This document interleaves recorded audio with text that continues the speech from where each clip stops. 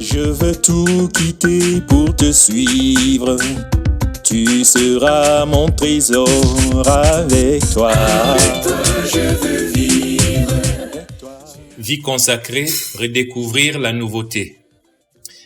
En la fête de la présentation du Seigneur au Temple, célébrée ce dimanche 2 février 2020, nous contemplons le mystère du Messie, le consacré du Père.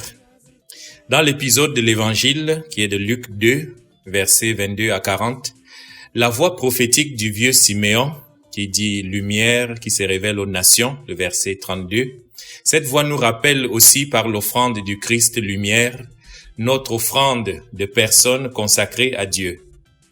Ce récit de l'entrée de l'enfant Jésus au temple attire notre attention sur tous les mouvements des prêtres et ceux qui sont au service de la liturgie du temple. Dans ces mouvements, personne n'a remarqué l'étonnante nouveauté qu'apporte la présence de l'enfant Jésus, si ce n'étaient les deux personnes âgées, Siméon et Anne, d'ailleurs conduits par l'Esprit Saint. Cette réalité soulignée par l'Évangile décrit aussi notre monde d'aujourd'hui, le danger de l'activisme, la tentation de nous laisser quelquefois emballer dans la routine quotidienne, au point de ne plus être capable de contempler la lumière qui vient éclairer et réchauffer notre monde. La présentation de Jésus devient pour nous le modèle majeur de notre donation de consacrer au masculin et au féminin pour rendre présent au sein de notre Église et surtout au milieu des jeunes ce que le pape appelle dans Christus Vivit les traits distinctifs de Jésus toujours jeune, Jésus obéissant, pauvre et chaste.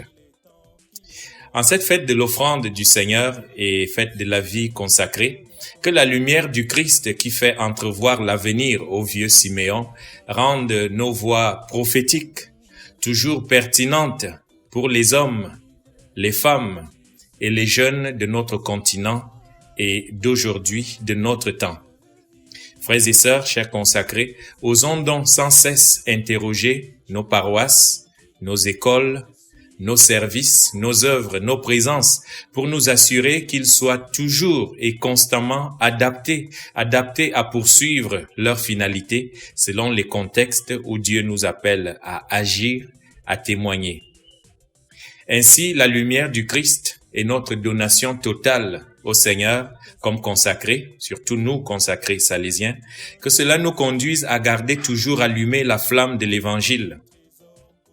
Le vrai prophétisme au milieu des jeunes aujourd'hui gagnera davantage en pertinence si notre fréquentation de la parole de Dieu est comprise et vécue comme une forme de vie donnée en témoignage concret et quotidien lisible.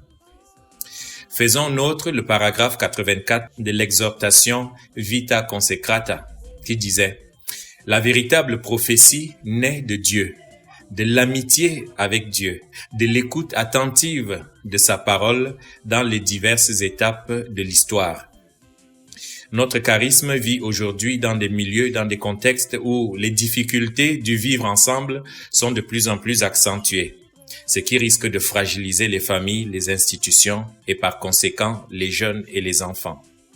À ces difficultés incessantes se superposent et s'ajoutent des crises et des réformes qui nous engagent aussi, qui nous interpellent aujourd'hui.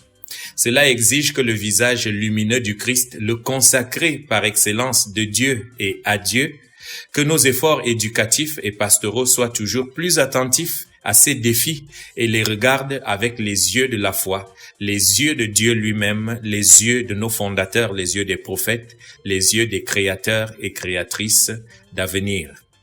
Bonne fête à tous et à toutes.